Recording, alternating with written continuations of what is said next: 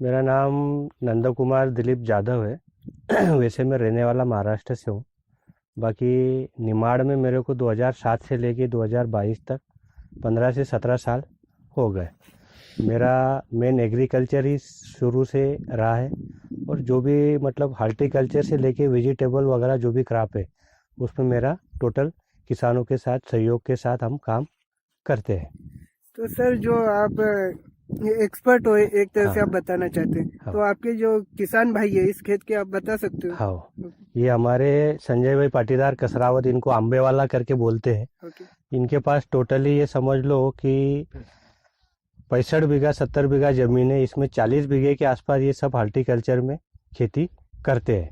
जैसे अभी ये नया नींबू का प्लांटेशन है, केला है, पपीता है, उसके बाद नींबू के 2 बगीचे हैं बड़े, और एक अभी नया प्लांटेशन और इन्होंने कर रखा है। और इसमें भी अभी जैसे ये 2 साल 3 साल जो भी है, इसमें भी इंटरक्रॉपिंग हम छोटी छोटी फसलें लेते हैं। जैसे अभी हमने प्याज का सीड लगा रखा है, तो ये पूर्णा फुरसुंकी की जो वैरायटी आती है, जो अपन भूरा प्याज जो बोलते हैं, ये उस प्रजाति का प्याज हमने खेत में सीड प्लांट लगा रखा है। सर जैसे कि ये जैसे आपने कहा है कि इंटरक्रॉपिंग लेते हैं, हाँ ये मिक्स्ड क्रॉप लेते हैं, मतलब कि ये मल्टीपल क्रॉप सिंगल टाइम पे एक ही जगह से लेते हैं। हाँ तो इस तरह से आप कर रहे हैं क्रॉपिंग। पर जैसे कि बहुत से लोग तो प्याज ही लगाते हैं, हाँ जैसे सीड बहुत कम तैयार करते हैं। हाँ तो मार्केट में सीड तो अवेलेबल होंगे, हाँ। तो इस तरह से क्या फायदा रहता है खुद को देखो बनाने? क्या होता है, कंपनी सीड प्लांट जब तैयार करती है ना, तो सब किसानों को नहीं देती, वो ऐसे सिलेक्टेड किसानों को ही पहले चुनती है कि ये आदमी मतलब अपने सीड तैयार कर पाएगा कि नहीं कर पाएगा, इसको सब टोटल नॉलेज है कि नहीं नॉलेज है। तो वो देते समय ऐसे ही किसानों को देते हैं कि प्रॉपरली उसको उस चीज़ का नॉलेज हो। ओके। और इसमें क्या होता है कि आदमी नॉर्मल अपने घर पे खेत तैयार पे नॉर्मली सीड प्लांट कर सकता है, पर वो तरीका करना और इस तरीके करने में मतलब बहुत फर्क आता है। इसमें क्या होता है कि उसमें गैप कितना आना चाहिए, लाइन कितनी होना चाहिए, प्याज की दूरी कितनी होना चाहिए, ये सब चीजें मतलब अपन को सिस्टम से करना पड़ता है। तो इसके लिए अपन को क्या है कि जब भी अपन सीड प्लांट कर रहे, तो सबसे पहले तो उसका बीज का चयन परफेक्ट होना, और उसके बाद का जो मेंटेनेंस है, न्यूट्रिएंट मैनेजमेंट, पेस्टिसाइड यूज और फंगिसाइड यूज, ये तीनों चीजों को अपन को बैलेंस करके चलाना है। तो थोड़ा आप नाम बता सकते हो और इनके बीच में डिस्टेंस कितनी है ये बता सकते हो? देखो नॉर्मली ये जो दो प्याज की लाइन की जो डिस्टेंस है, ये जो दिख रही है, इसमें नॉर्मली मतलब 20 से 24 इंची का गैप आना चाहिए, और दो प्याज के बीच का अंतर 10 से 12 इंची के ऊपर का आना चाहिए, और वापस 4 लाइन छोड़ने के बाद इसमें वापस 3 या 3.5 फीट का गैप आना चाहिए।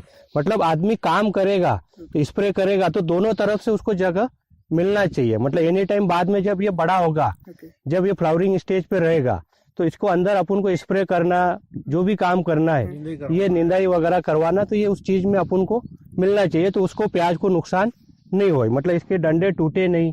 तो इन चीजों को अपन को ध्यान में रख के एक बीच का गैप अपन को छोड़ना रहता है। Okay sir. जैसे कि ये तो आपने ये फ्लड सिस्टम भी मुझे दिख रहा है और ड्रिप सिस्टम भी दिख रहा है, दोनों है। तो दोनों इसी क्रॉप के लिए किया है कि आपने मिश्रित खेती की है नहीं नहीं, इसके लिए ये स्पेशली जो सीड प्लांट के लिए जो बीज हम तैयार करते हैं, इसको क्या होता है कि शुरू के जो पहले 2.5 महीने जो है, इसको पानी पर्याप्त भी चाहिए और पानी कम भी चाहिए, दोनों सिस्टम है। तो उसके लिए क्या है कि मतलब प्रॉपरली जो है पानी इसको शुरू में फ्लड चाहिए, ड्रिप का भी चाहिए। तो जब तक अपन इसको मतलब जब तक ये टोंगे निकलते हैं और फ्लावरिंग आती है, तब तक इसको पानी का मैनेजमेंट ज्यादा भी नहीं होना चाहिए और कम भी नहीं होना चाहिए। तो इस पर्पज में ये हमने दोनों सिस्टम इसमें कर रखे हैं। तो सर ये तो मतलब ये जो 2 लाइन के बीच में जो है, ये अपन ड्रिप से देते हैं, और जो ज्यादा गैप है उसको हम फ्लड इरिगेशन से पानी पिलाते हैं। Okay sir. तो जैसे कि ये अब बीज तैयार हो चुका है कि अभी तैयार होने नहीं, अभी ये नॉर्मली अभी फ्लावरिंग स्टेज पे आ रहा है। ओके। अभी भी इसको ये समझ लो कि 1.5 से 2 महीने का समय लगेगा। अभी ये मतलब पूरा खुलेगा, इसमें परागी भवन होगा, मधुमक्खी आएगी, मेल फीमेल क्रॉसिंग होगी, उसके बाद फिर दाना तैयार होगा, दाना तैयार होने के बाद सूखेगा, फिर ये कटिंग पे आएगा। मधुमक्खी का भी मेन रोल रहता है इसमें मधुमक्खी का ही मेन रोल है, क्योंकि इसमें मेल फीमेल मतलब जो क्रॉसिंग होना है, सब मधुमक्खी पे ही डिपेंड होते हैं। जितनी अपने खेत में मधुमक्खी ज्यादा रहेगी, उतना अपने खेत का एवरेज अपन को ज्यादा मिलेगा। ओके। तो आप अभी की स्थिति में आप नेचर जो मधुमक्खी आती है उससे के सहारे हो? नेचुरली मतलब जो मधुमक्खी आएगी वही अपने लिए है। बाकी इसमें जैसे अपन लगाना चाहे तो मधुमक्खी के जज्जे वगैरह जो डब्बे आते हैं रेडीमेड, वो भी आप नॉर्मली जैसे किराए पे मिलते हैं या खरीद के ला सकते हो और उसके अपने खेत में रखना है, ये मेन चीज़ है। जैसे कि दोस्तों आप देख सकते हो इस तरह की इन्होंने फार्मिंग की है। और साथ में आप कुछ जैसे कि क्या क्या यूज करते हो क्रॉप के दौरान, जैसे उत्पादन लेने के लिए, वो थोड़ा ट्रीटमेंट और सावधानियां के बारे में बताइए। देखो शुरुआत में क्या होता है, जब भी प्याज लगा रहे हो तो सबसे पहले तो अपना खेत व्यवस्थित और अच्छा खेत चुने। उसके बाद खेत चुनने के बाद आपका जो फर्टिगेशन जो मैनेजमेंट है उसको इसमें नॉर्मली 2 डोज या 3 डोसेज लगते हैं, पर ज़्यादा करके इसमें 2 डोसेज डालते हैं। जब लगाने के पूर्व जब अपन खेत तैयार कर रहे हैं उस समय इसको थोड़ा नॉर्मली इफ्को या फिर 10-26-26 या सुपर, ये तीनों में से एक चीज़ ले लो, पोटाश ले लो।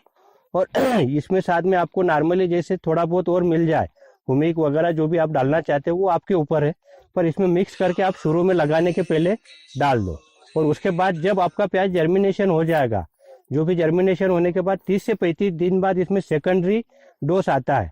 तो 35 से 40 दिन के बीच में इसमें माइक्रोन्यूट्रन, सल्फर, जिंक, फेरस, ये सभी चीज मतलब खाद में मिक्स करके फिर इसको सेकंड डोज देने का कार्य करें। ओके सर, तो जैसे कि ये जैसे सीड प्लांट है, हाँ। तो इसमें जो प्याज का उत्पादन हो सकता है कि वो थोड़ा कम? नहीं, ये खाली सीड का ही इसमें मतलब होता है, मतलब प्याज इसमें नीचे जो प्याज आता है वो कोई काम का भी नहीं रहता और वो किसी काम में आता भी नहीं, पर ये प्याज ही लगता है, बाकी ये सीड का ही प्याज है और इसमें खाली सीड ही आएगा। सीड ही आएगा। हाँ। तो ये किस में इस तरह की रहती है कि जो नॉर्मल ये जो अपन जो ये जो कंपनी का जो प्याज रहता है, हाँ। नॉर्मली जो भी कंपनी का जैसे पंचगंगा वो जो भी XYZ, उसमें अपन कंपनी को ये नहीं करते, पर जो भी प्याज ये बुरा प्याज है, ये क्या होता है कि अभी मार्च में ये प्याज निकलता है। ओके मार्च में निकलने के बाद इसको अपन अगस्त सितंबर तक स्टोरेज करते हैं। ओके सितंबर अक्टूबर के बाद जब स्टोरेज में से इसमें से जो गोलाई वाले एक समान जो प्याज रहते हैं, ओके जो काटने के बाद अंदर से खाली पूरा गोल राउंड निकलना चाहिए और सिंगल उसका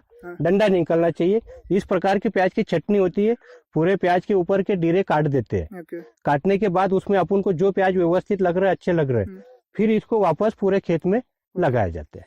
तो हाँ, मैं अभी तक ऐसा समझा था कि जो प्याज लगाते हैं पौधे उसी को एक लिमिट तक बढ़ाते हैं तो बीज निकल आते हैं। नहीं, तो नहीं, इस तरह ये से जो अपने जो इस साल जैसे लोगों ने प्याज लगा रखे, हाँ ये इस साल मार्च के बाद इसको स्टोरेज करते हैं। हाँ स्टोरेज के बाद ये 7-8 महीने बाद ये प्याज मतलब निकालते हैं। निकालने के बाद इसको सिलेक्ट करने के बाद कटिंग होती है, कटिंग होने के बाद खेत में लगते हैं। ओके। और ये बीजों से फिर प्याज का उत्पादन होता है। फिर इसमें से जो निकलेगा, तो इसमें से एक प्याज में से कम 8-8, 6-6, 7-7 इसमें से फूल निकलते हैं ओके। और उन फूलों में फिर इसका प्याज का बीज तैयार होता है। ओके, तो ये जैसे फूलों में बीज हाँ। होंगे तो कम हाँ। से कम कितने निकल आएंगे इस एक फूल से बीज? नॉर्मली इसका एवरेज एक समान नहीं रहता, इसमें बहुत सारा चीजें मौसम पे भी डिपेंड करती है। ओके कभी कदार जैसे फ्लावरिंग स्टेज पे हो, बादल आ जाए और लंबे समय पानी गिर जाए या ऐसा कहीं हो जाए, ओके तो एवरेज में काफी नुकसान आता है। बाकी मौसम साफ सुथरा हो और अच्छा हो तो एकड़ का नॉर्मली 5 क्विंटल से 6 क्विंटल का नॉर्मली एवरेज आता है, और अच्छा किसान ले तो 7 क्विंटल 8 क्विंटल तक भी एकड़ का आता है। तो इसकी मार्केट में क्या डिमांड है थोड़ा? इसमें क्या होता है, सामने वाले ने जैसे कोई कंपनी से लगा रखा है, हाँ। तो उनका एक टाई अप रहता है कि भैया आपसे हम ये पूरा बीज आपसे खरीदेंगे। ओके और स्वयं किसान नॉर्मली जैसे किसानों से टाई अप होकर बेचना चाहता है, हाँ। तो किसान में उसमें मार्जिन ज्यादा मिलती है, पर क्या होता है कभी कदार श्योरिटी नहीं रहती कि अपना पूरा बीज बिकेगा कि नहीं बिकेगा। ओके तो इसलिए किसान क्या करता है कि किसान कंपनी से टाई अप करता है, तो नॉर्मली 500 रुपए से कंपनी सीड भी देती है। ओके। और साथ में जैसे कि टाई अप कर लिया, तो इसके बाद क्या प्रोसेस रहती है? खेत से निकालने के बाद सुखाना भी पड़ता है कि सूखे? वो ये लगभग 70-90% यही सूख जाता है। ओके इसको उठा के छाव में सुखाना पड़ता है 2 से 3 दिन। ओके फिर उसको हार्वेस्टर नॉर्मल से उसको निकाला जाता है और फिर उसकी छन्नी होती है। हाँ। कम से कम 2 से 3 बार उसको लेबर से मतलब ग्रेडिंग करना पड़ती है। ग्रेडिंग करने के बाद फिर वो पैकिंग होती है। ओके। और पैकिंग होने के बाद जो पैकिंग जो ब्रांड वो उनका रहता वो है, सब कंपनी बेचती है। वो कंपनी कंपनी जानती आपको है। तो रेट मिल जाता है? हमको तो जो कंपनी से जो तय रेट रहता है, इसमें क्या होता है कभी मौसम अप डाउन होता है, एवरेज कम मिलता है, तो कंपनी से किसान रेट बढ़ाने की कोशिश करता है, क्योंकि एवरेज नहीं मिला, खर्चा ज्यादा होता है और मुनाफा नहीं मिले, तो फिर कंपनी से भी मतलब उस चीज को प्योरिटी और हाँ। जर्मिनेशन दोनों देखती है। जी। ऐसा नहीं कि किसी भी दे दिया, उस चीज का बड़ा ध्यान रखना पड़ता है किसान। वह इसमें वही सबसे बड़ी श्योरिटी है कि इसको ना ज्यादा धूप में सुखाया जाए हाँ। और ना ये ज्यादा इसका ढेर करे ताकि इसके अंदर भाप चले या कुछ ऐसा कुछ हो। तो ये इसमें बहुत बड़ा एक पॉइंट बेनिफिट है, रहता है कि अपना माल सुखरूप और अच्छी तरीके से तो ही बिक इसका जाता है। प्योरिटी और जर्मिनेशन निकल पाएगा।